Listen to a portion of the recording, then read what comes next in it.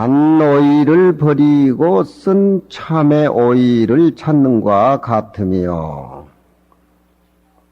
금강경 사학국에는 참된 공안자리를 화련히 깨달아 가지고 원래 그 자리는 무너지지 않는다는 진리를 깨달았기 때문에 금강경 사학구계를 통해서 진공의 이치를 깨달아서 얻게 된다고 하면은 백천가지의 삼매가 총허하로다. 총이 허공의 꽃과 같으미로다. 백천삼매의 신통방광이 마치 허공에서 꽃이 떨어진 것 같다. 허공에서 꽃이 떨어진다는 말은 허공에서 꽃이 떨어질 적에는 왈칵 다 떨어지기 때문에 백천삼매를 금강경 사학구계를 통해서 얻어지는 진리가 당장에 깨달은 진리가 허공에서 꽃이 왈칵 떨어진 것 같다. 일시에 이루고 일시에 성취하고 일시에 회양을 한다. 그런 얘기지요. 법문을 잘해서 허공에 꽃이 떨어진다. 그 얘기가 아니고 총허하란 말은 총이 허공에서 꽃이 떨어지는 것은 늦게 떨어지고 천천히 떨어지고 하는 것이 없이 허공에서 꽃을 밑에 떨어뜨릴 적에 일시에 전부 왈칵 떨어지기 때문에 금강경 사학구계를 통해서 진리를 깨닫게 되면은 백천삼매를 일시에 이룬다. 아무리 칠보보시는 삼천대천 세계만큼 꽉꽉 쌓아서 마치 그 사이다물같이 장물같이 퍼서 보시라 한다더라도 그것은 유의적인 것이고 무르적인 것이 못 되기 때문에 복을 짓는다든가 하게 된다라고 하면은 다시 그것이 유의적으로 업을 쌓기 때문에 사학구계하고 비유할 바가 못 된다. 사학구계는 무의진락을 느낄 수 있는 단 참여와 같고 칠보보시는 아무리 많다 하더라도 그것은 유의적인 인위적인 인과를 낳기 때문에 쓴 참회와 같다. 단참회를 먹어오매 설이 단참회를 먹어오매 마음의 내면이 스스로 기쁨이요. 이 열자라고 하는 것은 밖에서 얻어진 부와 귀가 아니라 내면에서 진리를 깨달아서 자기 내면에 마치 차양과 같이 온통 향기로 쌓여 있을 적에 내면에서 즐거움이 충만되어 가지고서 스스로 즐길 적에 열자를 쓰는 겁니다. 즐거울 낙자하고 기쁠 열자하고는 의미가 틀려요. 즐거울 낙자는 상대에게 얻어지는 거라든가 좋은 차원에서 얼굴에 웃는 표정을 보이는 것이지만 이 열이라고 하는 것은 내면의 자기 수행이 충만해서 저절로 기쁨을 만끽하는 그런 모습이죠. 그것이 다반향초라는 말과 똑같아요. 정자체 다반향초라. 해제가 되니까 선방 스님들이 다반향초가 뭡니까? 자꾸 나한테 물으러 오는데 기기암 선방에서도 물어오고 금호 선방에서도 물어오고 해인사 선방에서도 물어오는데 종래로 선식들이 그걸 잘 해석을 해도 이해가 안 되니까 저한테 물어오죠. 묘용시의 수료학이라는 말은 장기 얘기했지만 내면의 수행이 비어있는 공간을 확보해가지고서 내면의 자기 본래 청정한 모습하고 같이 살았을 적에 그 모습이 밖에 나타났을 적에 그 스님의 마음 쓰임이라든가 상대와 더불어 살 적의 모습이 물 흐르듯 꽃피듯이 하다. 그건 묘용시를 의미하는 것이지만 정자체는 자복에 앉아있는 우리 본래 그 자리의 체의 모습이지 않습니까? 정자처는 바로 정자가 아니고 고요할 정자예요. 고요. 예. 자복에 앉아 있을 적에, 아침에 예불을 하고 자선을 하고 또 아침을 죽으로 먹고 선방에서 또 대중하고 청소를 하고 또 들어와서 양치를 치고 입선하기 전에 모두 차를 한 잔 먹었는데 자복에 앉아서 그 차 향기가 오전 내내 자복에 앉아서 참선하는데 그 향기가 내 마음에 가득하다. 그것은 자기 본래 내면의 청정한 살림살이 본래 중생이나 부처님이나 똑 가지고 있는 그런 부족한 그 모습으로 화두를 든다든가 자복에 앉았을 적에 그 내면에서 우러나오는 향기가 차는 반잔 먹었는데 향기는 처음 같다. 그렇게 해석하면 해석이 좀 설득력이 없지요. 차를 먹고 반나절이라는 시간을 보냈다. 반은 시간을 의미하는 겁니다. 이 흐른다는 것도 선시를 지을 적에 이건 격에 맞는 시간을 의미하는 것이고, 반이란 말은 반잔이라는 명사가 아니고 반나절이라는 시간이 흘렀다는 소리입니다. 우리가 아침에 차를 먹고 선실에 자복에 앉아있을 적에 화두를 드니까 능소가 끊어진 자리, 본래 청정한 자리, 닦고 안 닦고 의미 없이 오염되지 않은 그 자리를 자복에 앉아서 충족대에서 느낄 적에 그것은 차를 먹고 반나절이라는 시간이 지냈다. 흐를 유자라는 말도 저기 시간 동사니까 시간을 의미하는, 그러니까 차를 반잔 먹었는데 향기는 처음 같다 그러면 해석이 안 되는 거예요. 그러니까 옛날 종래로 선방에서 저런 추사 글씨를 많이 걸어가지고 모두 그렇게 전시장에도 많이 나오는데, 내가 독특하게 해석을 하니까 그게 소문이 나가지고 선방에서 아침 정으로 보던 개수니까 세 군데나 물어온단 말입니다. 반자 해석이 안 돼요. 일타스님이나 우리 스님이나 옛날 선지식들 다 그런데, 이건 선시를 지어보고 댓글을 이렇게 맞춰보면은 흐를 유자하고 같이 대를 맞춰야 되니까 반잔이라는 명사로 해석하면 안 된다는 거예요.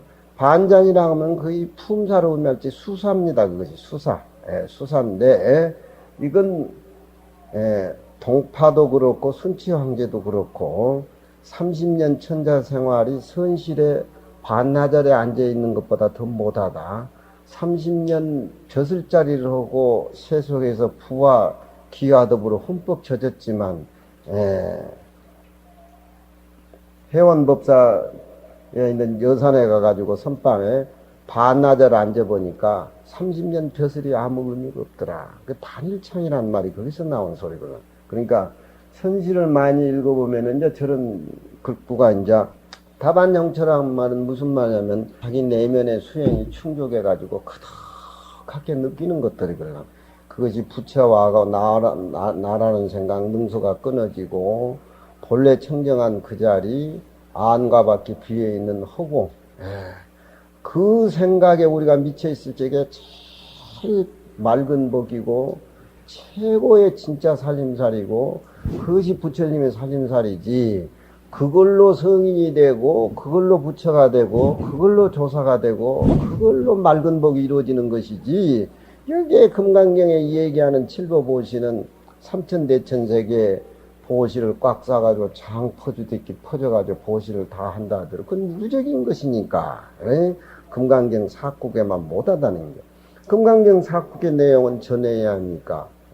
그러니까 정자체 다반향초라고 하는 것은 그 마음에서 심자열이라 스스로 자기 자신이 즐거움을 느끼는 것, 그 즐거움 가지고 세상 나아가서 살림살이하고 시장바다에 가서 중생구제하는 것이지, 저 즐거움을 참으로 느끼지 못하면은 아무리 선지식이고 아무리 조실이고 방장이라도 차별세계 갖다 놔두면은 큰심나도 욕심이 삐져나오고 중생들이 이해 못할 짓을 하는 것이 그런 거란 말이에요. 그러니까 타반형체는 우리 본래 모습, 본래 청정한 그 자리. 그러니까 심자열이란 말은 이 기쁠열자는 자기 자신 내면에 충족되어 있는 그런 즐거움이 열이라는 거요. 저 논어에 보면은 하기 시습지면 부력이 어려워 그러잖아요. 배운다라고 하는 것은 늙어 죽어도 숨이 거둘 때까지 배운다라고 하는 것은 내면의 자기 세계를 반조하는 것들이기 때문에 무슨 기술적이고 돈 벌기 위한 것이 아니라 성인의 살림살이를 배운다고 하는 거, 공부한다고 하는 거, 익힌다고 한다는 거, 그건 열이라는 겁니다. 내면에서 즐거움을 느끼는 거. 그러니까 장이 얘기하지만 공자님은 자기 자신이 성인이라고 생각을 안 해요. 배우기를 좋아하는 사람이 역사가 생기기 전이라든가 역사 이후라든가 나만큼 배우기 좋아하는 사람은 없다. 공자님이 그렇게 얘기를 하시는 거란 말이에요. 성인도 그렇게 한차 배우는데 부처님도 자기가 깨달았다. 내가 중생의 스승이다. 이런 말 한 적이 없습니다. 부처님도 배운다는 거예요. 부처님도 한 생각 잘 못하면 중생인 것이고 공자도 한 생각 잘 못하면 그게 미친 사람이 그렇지 않습니까? 그러니까 배운다고 하는 거. 그러니까 금강경 사구계를 통해서 얻어진 결과는 마음으로 스스로 기쁘고 또 쓴 참외를 먹음에 기분이 편안하지 못하다고 하는 그런 얘기니 경을 가져가지고는 마땅히 위없는 무상의 법의 즐거움을 받는 것이요. 보시하는 것은 마침내 유루적인 인연을 이루기 때문에 어느 쪽을 택하겠습니까? 우리가 사구계를 통해서 참으로 생명의 근원자리에 가서 살아야 된다. 남북이 만나니까 하도 눈물을 많이 흘리다 보니까 오늘 비가 오고 부암사 소나무도 지금 눈물을 흘리고 있어요. 눈물을 흘린다고 하는 것은 끝도 한도 없는 겁니다. 아마 남과 북이 흘린 눈물에 우리 한강물이 조금 불었을 거예요. 하지만 그 흘린 눈물이 남과 북이 생명이 함께 원융하다는 그런 뿌리에서 본분 입장에서 정치하는 사람들이 해결을 해야지 공산주의니 민주주의니 김정일이니 김대중이 무슨 돈 문제, 명예 문제, 권력 문제 이건 풀리지 않는 겁니다. 그러니까 금강경에서는 정토 장엄분에 얘기하지만 우리 본분 장엄한다고 하는 것은 마치 아름다운 학에다가 이마에다가 빨간 점 찍어 놓는 그것에 지나지 않는다. 그런 얘기가 금강경 정토 장엄분에 나오는 것이 근본 뿌리가 99% 차지하고 차별의 모습은 뿌리에서 나왔다는 것을 인식을 하고 정치하는 사람들이 풀어나가야지 이게 빨리 풀리지. 무슨 주변 국가들 뭐들 이렇게 얽히고 설키고 이해관계 권력관계만 안 풀리는 겁니다. 정치하는 사람이 금강경을 배워가지고 금강경 속에서 통일을 하고 해야지 되지. 이건 금강경이라는 것은 불교란 말이 없어요. 우리 생명 근원에서 이 얘기이기 때문에 금강경에서는 보면 종교적인 얘기가 없습니다.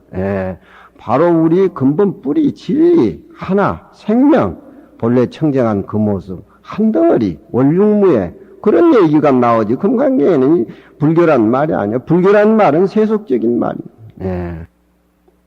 보시는 무엇을 인해서 마침내 유루를 이루고 경을 갖는 것은 무엇을 인해 가지고서 무궁의 즐거움을 받는고 경을 갖는 것은 참된 공안 이치를 활짝 깨달음이요 보시는 헛되게 공연이라면 헛되게 상에 머물러 있으니 주상보시는 상에 머무른 보시는 하늘에 나는 복을 습득하게 되는 것이라.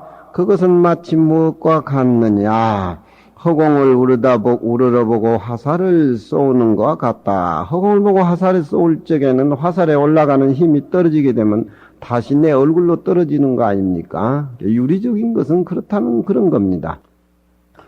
참된 공안자리를 깨달아서 얻는다고 하는 것은 원래 그 자리는 무너지는 모습이 아니라 그렇지 않습니까? 우리 마음이라고 하는 것은 제가 항상 얘기하지만 보리방편문에서도 얘기하지만 심은 허공 같은 할세 허공밖에 마음의 세계를 비유할 수가 없습니다.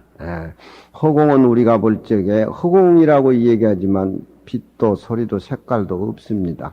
허공을 어떤 빛깔이고 어떤 소리고 어떤 냄새라고 얘기를 하겠습니까? 우리 마음도 그렇잖아요. 우리 마음은 일상적인 쓰임새가 부암사 여기까지 와서 우리가 이렇게 같이 모여서 금강경을 대화를 합니다만 우리 마음의 색깔이 허공성이기 때문에 빛도 소리도 색깔도 없는 거 아닙니까? 그렇잖아요. 우리 마음은 원래 참된 진여자리를 화로하는 것은 원래 그 자리는 무너진 자리가 아니요. 그걸 활연되어 했을 적에 백천삼매가 일시에 이루어지는 것 같다. 총이 허공의 꽃이로다. 그런 얘기입니다. 두 번째는 사구계가 아주 수승하다는 소위를 해석을 했음인데 그 사구계가 어떤 것보다도 스승한 소위를 해석한 그 가운데에 5가지로 분류를 시키는데 첫째는 금강경이 있는 곳에 존처탄인승이라. 존처라고 하는 것은 금강경이 놓여있는 곳에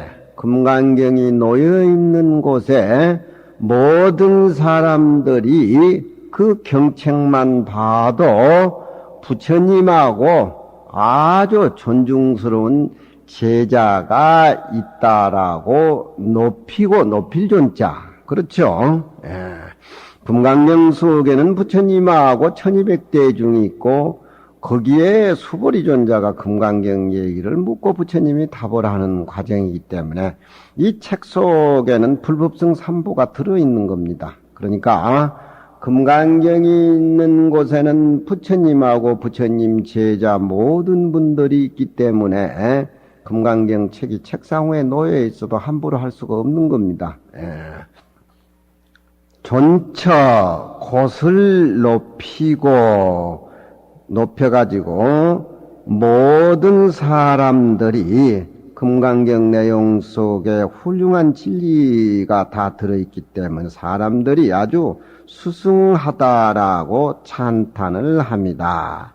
존처탄인성에 또 3번이니 첫째는 금강경이 있는 곳에는 가히 공경할 만하다 하는 내용을 명명 밝힘이라. 그렇죠?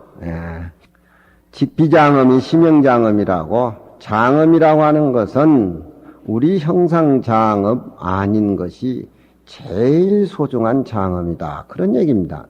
눈물이라고 하는 것도 서로 50년 단절이 됐다 만나서 눈물이라고 하는 것도 그냥 얼마를 흘리겠다. 이번에 가면 눈물이 안 나오면 어찌할 것인고. 이래 생각을 하지만 그 50년 헤어졌다 만나는 그 광경에 그거 안 흘리겠다고 생각해서 눈물이 안 나겠어요? 만나면 흘리는 것이 그게 정상입니다. 정상이지만 그 가운데는 생명의 뿌리가 청정한 그 자리는 둘이 아니다는 뿌리 형성이 깨달아진 상태에서 서로 눈물을 흘리고 그렇게 눈물을 흘려서 또 만나고 함께 산더라도 그 생명의 뿌리 원령한 청정한 자리에서 만나고 헤어지고 만나기 때문에 그건 무궁무진한 겁니다. 그렇지만 한간 만나서 즐겁고 보고 싶고 만나서 흘린 눈물은 그런 이치의 생명 본분의 바탕이 되지 않으면은 같이 살고 뭐 할 적에 서로 생각이 50년 동안 달라서 살다 보니까 얼마나 또 이질감을 느끼겠습니까? 또 이질감을 느끼다 보면 이해 못한 점이 많다면 애시당초 또 피곤해가지고 차라리 안 만났을 걸. 중생의 세계는 그런 거 아닙니까? 그쪽에도 처자가 있고 이쪽에도 처자가 있고, 참 만나가지고 좋기는 좋지만, 그렇지만 그 만나서 울고 즐겁고 하는 그 당처에 본래 청정한 그 모습을 깨닫고 서로 차별의 세계에서 이렇게 대처해 나가면은 그 살림살이야 수려하게 아니겠습니까? 물 흐르듯이 꽃피듯이. 존중정교분이라 그 부처님의 말씀하신 금강경 내용은 너무너무나 그 속에는 부처님 제자분들이 있기 때문에 높고 중히 여기고 그런 똑바른 가리킴이 금강경 내용에 들어있기 때문에 32분에서 12분을 존중정교분이라 그렇게 이름을 소명태자가 붙인 것 같습니다.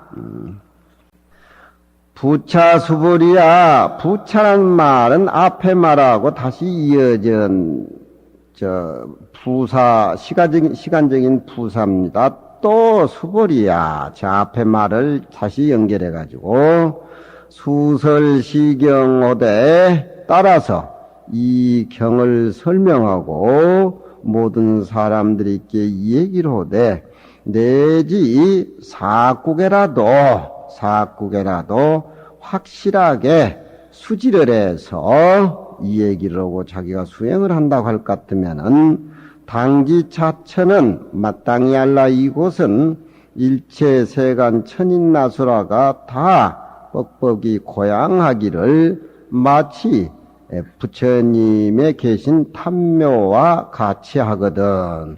사국에만 가지고도 그렇게 모든 사람들에게 금강경 내용을 지니고 있는 그 사람에게 모든 사람들이 그렇게 존경을 표시하는데 금강경 전체 내용을 다 깨닫고 금강경에 대한 오가의 살림살이를 터득해서 금강경을 강의를 하고 금강경 내용을 모든 사람과 같이 나눠 가지는 법고양에 의해서야 더 뭐 말할 거 있겠느냐 그런 얘기입니다.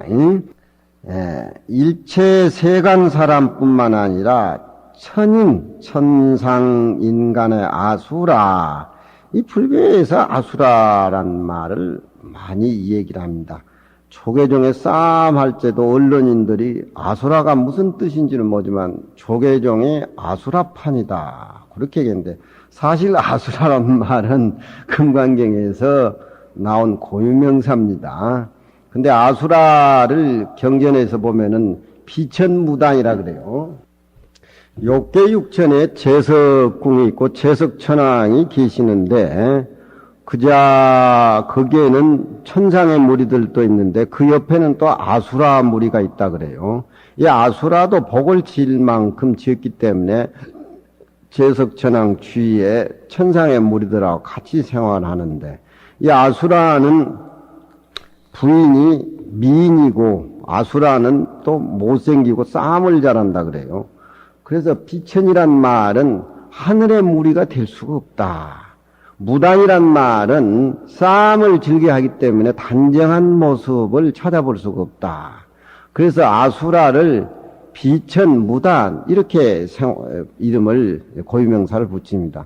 그 사람이 좋은 집에 태어나가지고 모든 여건이 좋고 다른 형제는 다 품행이 좋고 공부를 잘하는데 또 고놈만 막둥이 고놈만 시비판이고 애를 미기는 것이 그게 비천무당이라. 어떻게 복원이 있어가지고서 재석천왕 주위에 이렇게 맴돌지만 부인들은 다 잘났고 그런데 먹을 것이 좀 부족하고 그 옆에 있는 그 재석천왕 옆에 있는 또 천상인간 사람들은 먹을 것은 많고 인물은 좋은데 색시가 아름답지 못하다 그래요. 누가 눈으로 똑 떨어지게 봐서 경전에 그렇게 이야기했는지는 모르지만 그래서 이 아수라란 말이 인도에서 이렇게 범어를 이렇게 건너와 가지고 이제 아수라 그러면은 싸움판을 두고 이 얘기를 하고 있는 건데 이 천인하고 아수라하고 이쪽은 먹을 것을 구하기 위해서 저쪽은 또 말하자면 예쁜 마누라를 구하기 위해서 천상 사람들과 매일 싸움을 붙는데 공통적인 것은 제석천왕이 금강경 강의를 하게 된다면 그 싸움을 휴식을 하고 그 금강경에 젖어가지고 또 금강경의 공한 이치를 만끽하고 한동안 또 휴식을 하는데 업이 이제 싸운 업이 되다 보니까 또 거기 싸우게 돼요. 그래서 아수라판이라 그런데 여기에 천인아수란 말은 그 천상에도 제석천왕이 금강경을 이렇게 좋아서 강의를 하는데 천인아수라도 금강경을 좋아하는 건 공통적이다.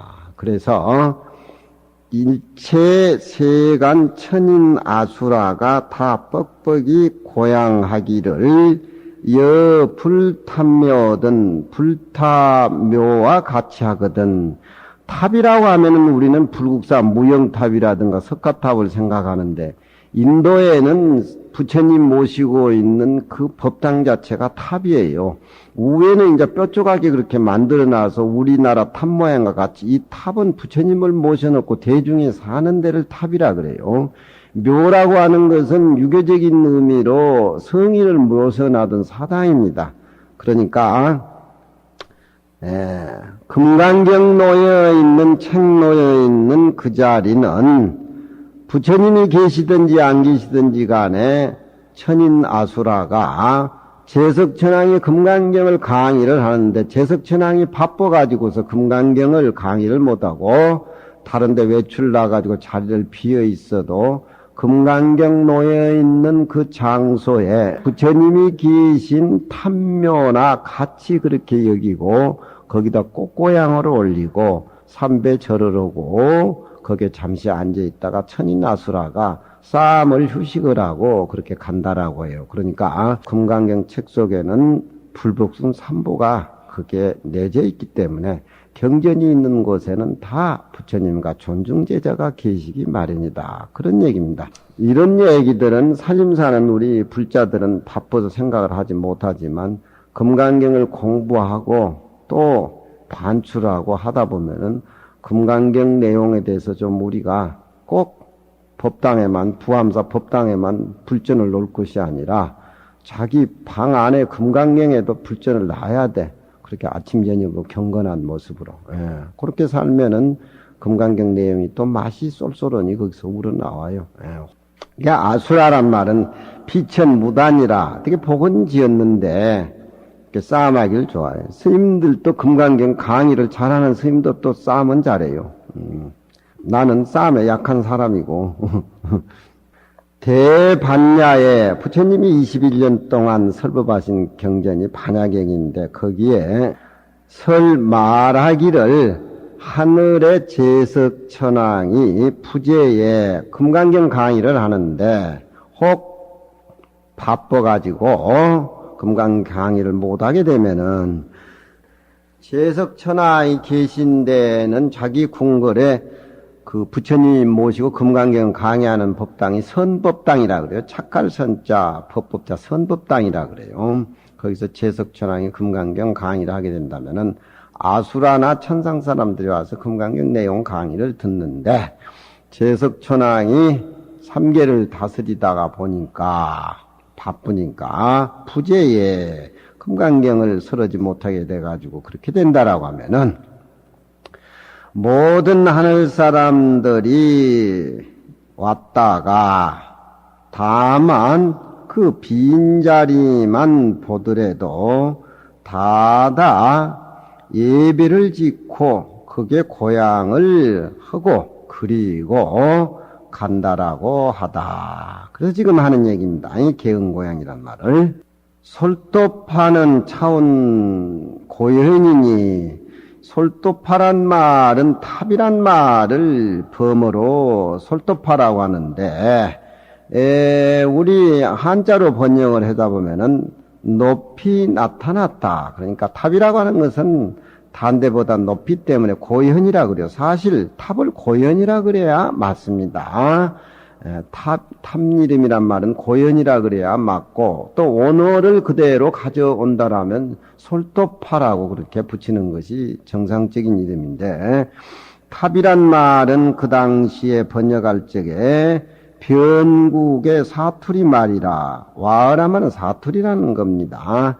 경을 번역할 적에 탑이라고 이 얘기 번역한 것은 사투리 말, 변국의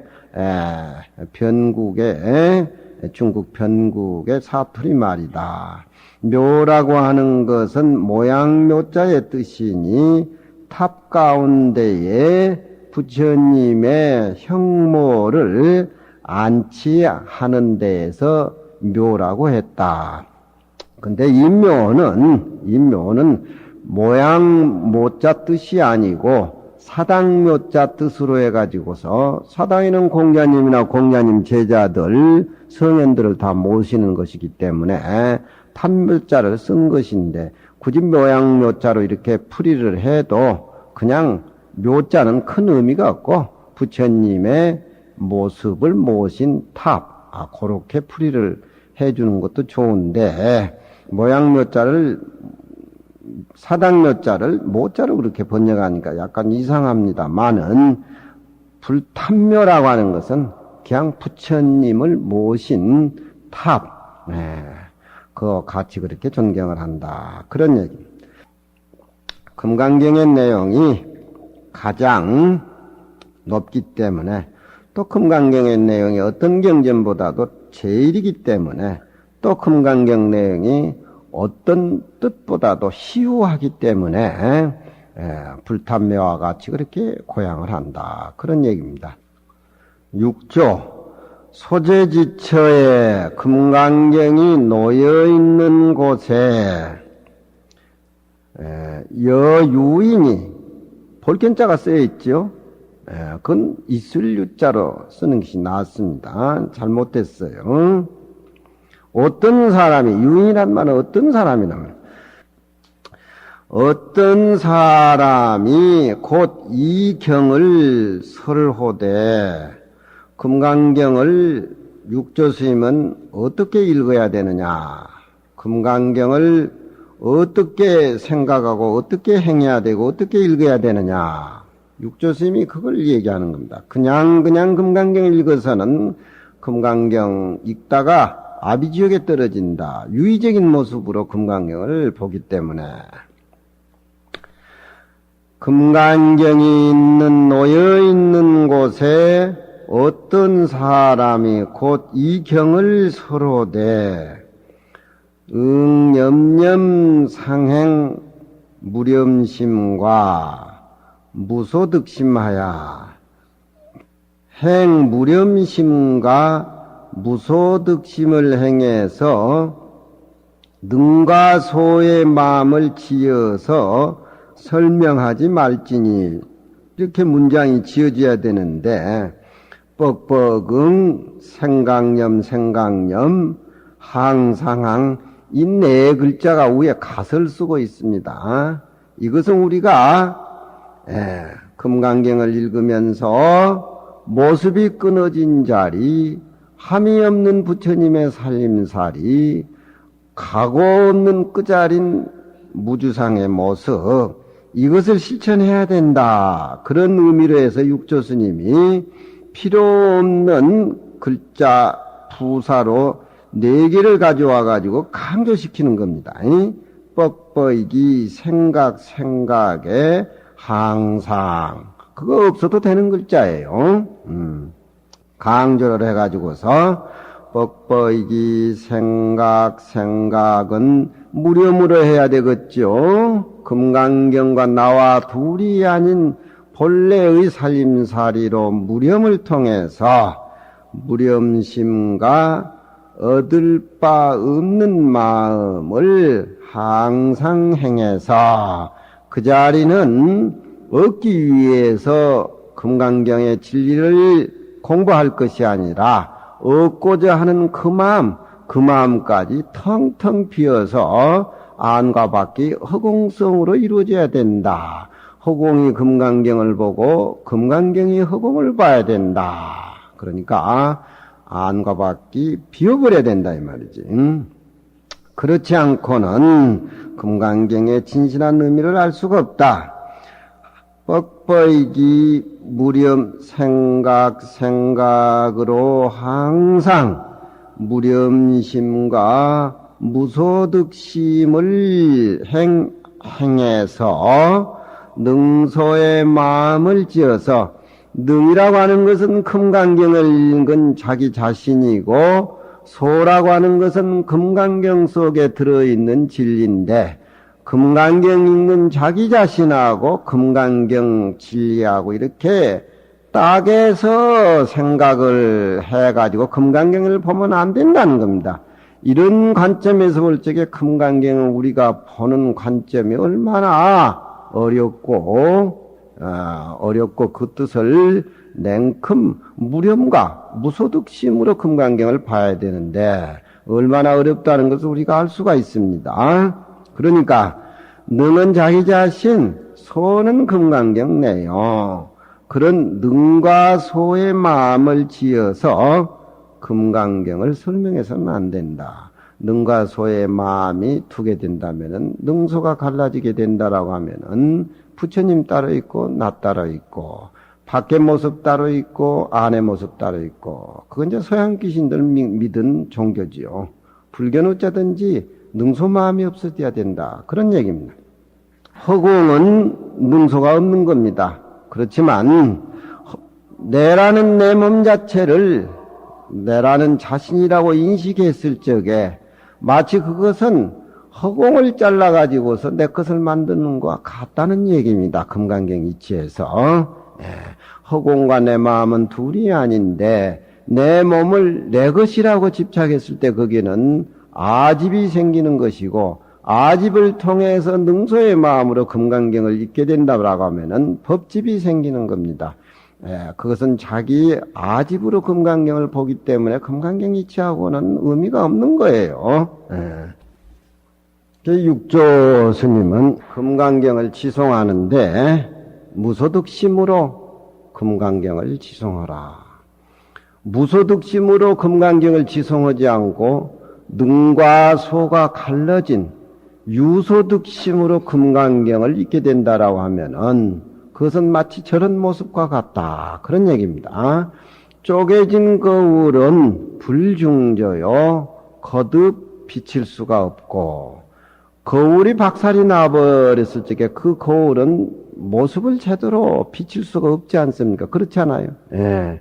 유소득심으로 금강경을 볼 적에는 마치 깨진 거울로서의 자기 전체 모습을 비치려고 하는 것과 똑같다. 극히 일부분밖에 비칠 수가 없는 것이죠.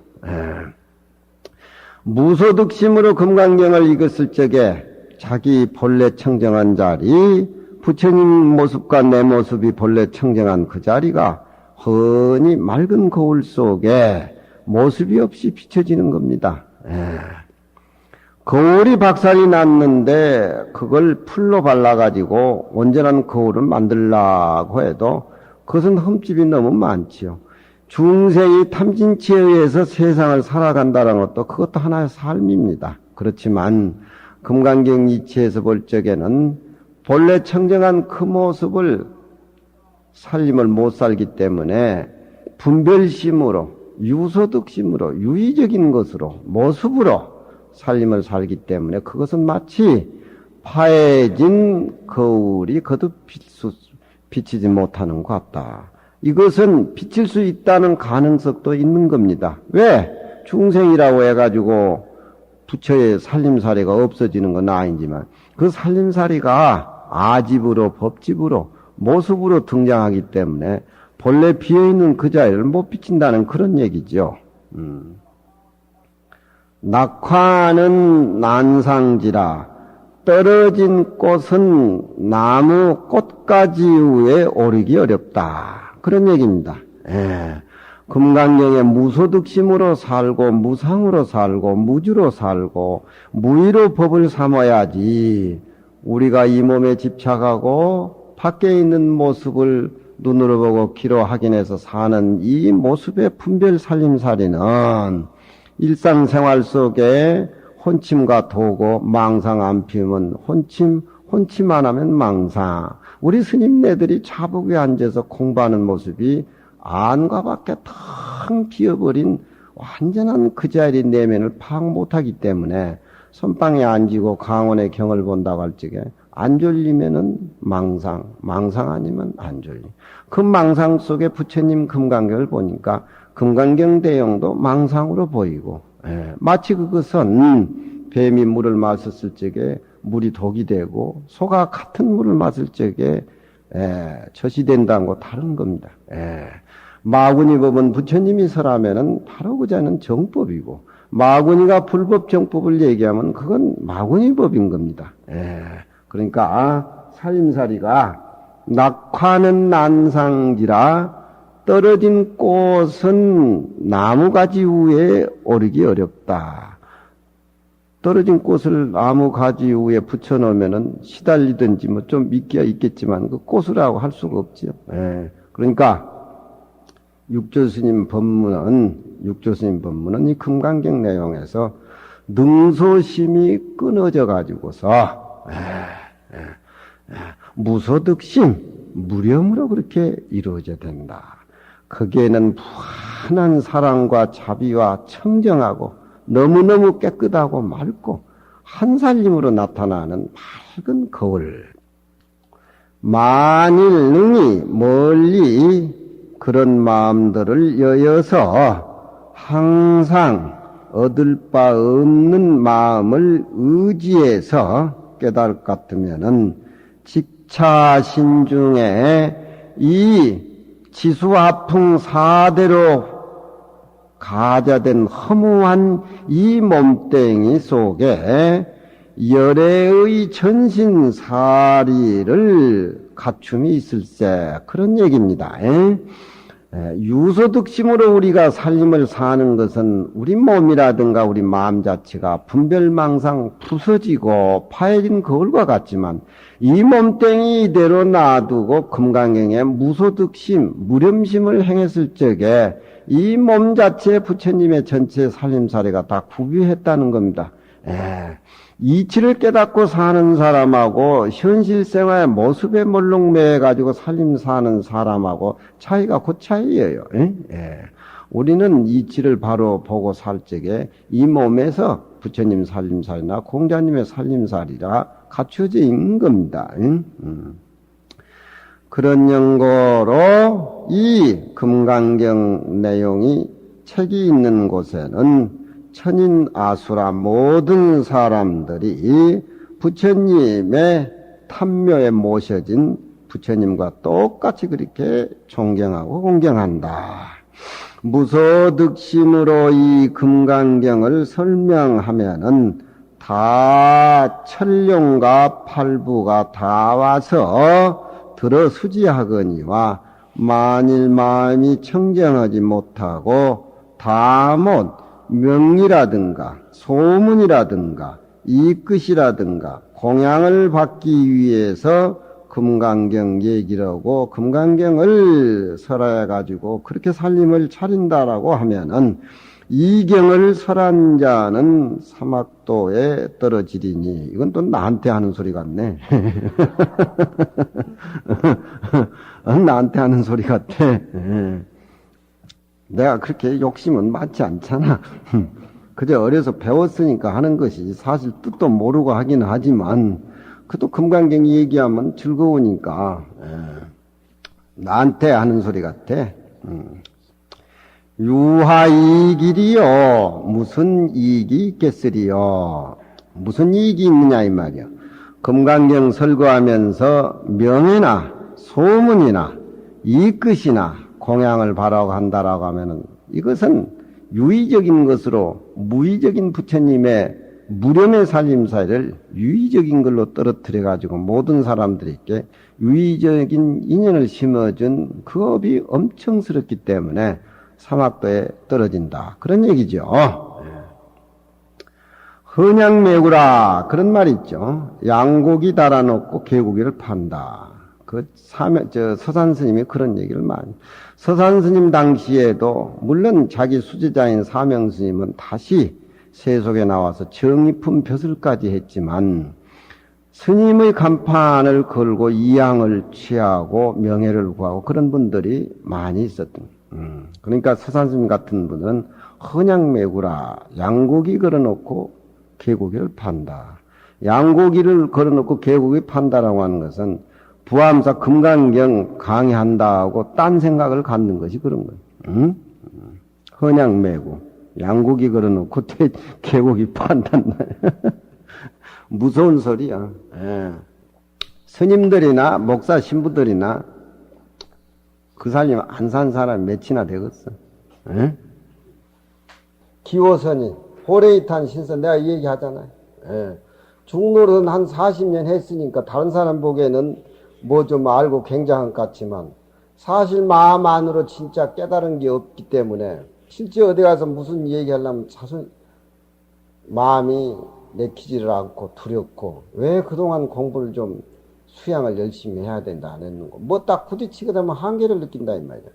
다른 사람이 볼 때는 머리도 훌떡 까지고 강의도 오래 했으니까 굉장한 것이 보이지만 내 자신은 진짜 호랭이탄 신선 같다 이 말이야. 금강경 강의도 난 안 해야 돼 그런 거만. 기호선이라 호랭이탄 신선이 다른 사람들은 호랭이 타고 가니까 신선이라고 저렇게 생각할란지 모르지만 호랭이나 호랭이 위에 타고 있는 사람이라 죽을 지경 아니에요. 예, 죽을 지경 아니에요. 나무꾼이 서산스님 법문이요 저것도. 나무꾼이 산에 나무로 갔는데 그 나무 밑에 바위에 호랭이가 잠자고 있는 줄 몰랐어. 그 톱으로 나무를 썰고 나무가 넘어지니까 그 나무 넘어진 소리에 호랭이가 잠을 자다가 깨가지고 하품을 하니까 일꾼하고 그냥 눈이 마주친 거지. 그거 얼마나 놀라겠어요. 호랭이도 이렇게 기어다니는 짐승은 지가 왕빵이지만 이렇게 서다니는 사람한테는 호랭이도 그 눈빛에 꼼짝을 못해요. 사람의 눈에서 그 제압하는 그 연기가, 그러니까 둘이 마주치니까 얼마나 당황했겠어요. 어떻게 했어요? 나무꾼이 시선을 둘이 마주치다 눈 깜빡하니까 호랭이가 그 틈을 차가지고 도망간다고 하는 게 나무꾼 사타리 사이로 들어간 거예요. 그래도 나무꾼은 그 순간에 머리가 아주 기발나게 9번 물어가도 정신만 차리면 산다 하더라 해가지고 호랭이를 붙은 거예요. 그러니까 호랭이는 이제 들어간다고 하는 게 나무꾼 사타리 소리에 들어가는데 또 나무꾼은 살아야 되겠게 정신을 차려야 되겠게 호랭이를 이렇게 안았지 않으니까 오후에 그 사건이 벌어졌는데 이산저산 뛰어다니다 보니까 서로 놀래가지고 얼마나 피곤하겠어 대지에 대지에 까무라쳐가지고 그냥 날 잡아먹으라고 그 이튿날까지 이산저산 헤맸는데 얼마나 피곤하겠어. 도를 못 깨닫고 다른 사람한테 강의하고 스승 노릇하는 게 그만큼 힘든 거예요. 공자님은 무슨 소리 했는지 알미 없이 남이 스승 노릇을 한다고 하는 것은 온열 여름에 떼약볕 때 밥 매는 것보다 더 대다고. 네. 그 이튿날 시장 날인데 시장 보러 동네 사람들이 뭐냐 요즘이야 뭐 차 타고 가지면 옛날이야 20리 10리 뭐 5리다 시장 가려면 떼거리 모아가지고 할머니들 어머니들 뭐 이렇게 내려가잖아요 한 길로 9시쯤 돼서 시장 보러 가는 노인네들 보니까 웬 산 밑에 호랭이가 어슬렁 다니는데 사람이 호랭이 위에 타 있단 말이야. 그러니까 모두 장꾼들이 그렇게 얘기를 하는 옛날에 참 신선이라는 사람들은 호랭이 타고 다닌다 그러더구만 우리가 저걸 보겠다고 얼마나 행복하고 얼마나 저렇게 신통을 하고 저렇게 신선이 됐으면 호랭이를 타고 다닌다. 호랭이나 장본인들이 그 소리 듣고 어떻게 생각하겠어요? 어떻게 생각하겠어? 자기 양심은 못 속이는 거예요. 우리가 공부를 하고 살아보지만 자기 양심은 누구보다도 자기 자신이야. 이 우리 마음이라고 하는 것이 모습도 없고 색깔도 없고 냄새도 없지만 얼마나 민감합니까? 배운 사람은 배운 사람대로 무식하면 무식한 대로 얼마나 또 여러분 또 우리 불자들도 그동안 애들 참 결혼해가지고 애들 놓고 이렇게 나이 50, 60 뭐 이렇게 다 되고 살지만 그동안 생각해 보면은 잘못한 것도 너무너무 많고 또 어떻게 보면은 알게 모르게 자의반 타의반 양심 가짝된 마음으로 몇 번 생각했을 거 아니에요. 부인한테도 마찬가지고 부인은 영감한테도 마찬가지고 마찬가지로 자기 자신은 자기 자신이 알 뿐이지 부처님도 모르는 거예요. 마치 기호성이란 말이 우리 보고 하는 소리고 헌양매구라는 소리가 우리 보고 하는 소리예요. 다 종교인들이 무슨 뭐 대도선사, 뭐 대화엄사, 대부암사 이렇게 걸어놓고 얼마나 다 그러니까 자기 자신 내면 본래 청정한 모습을 거울같이 들여다보고 살기 전에는 우리 중생이 사는 것은 유의적인 건 그대로 업이라. 아무리 무슨 참 인코 부부를 만나서 물질이 풍부해가지고 아무리 넉넉하게 산다 하더라도 하루하루 변하는 이 우리 몸뚱이 유의적인 거 어디까지 믿고 어디까지 부정을 해야 될지 답이 없는 거 아니에요. 안가밖에 비어버린다는 부처님의 아공법봉 금강경 내용서에 들으면 그렇게 편찮아요. 답이 없는 것에 헤매고 다니는 것이 중생 아니에요.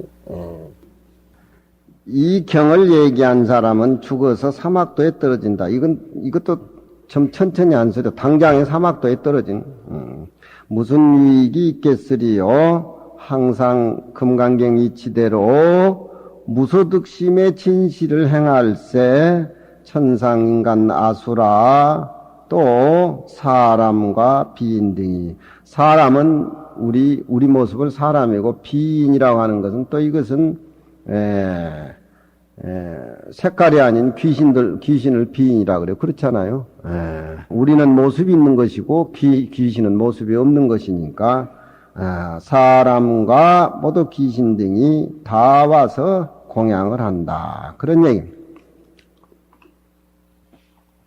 옛날에는 우리 스님들이 금강경보다가 견성한 분들이 많아요.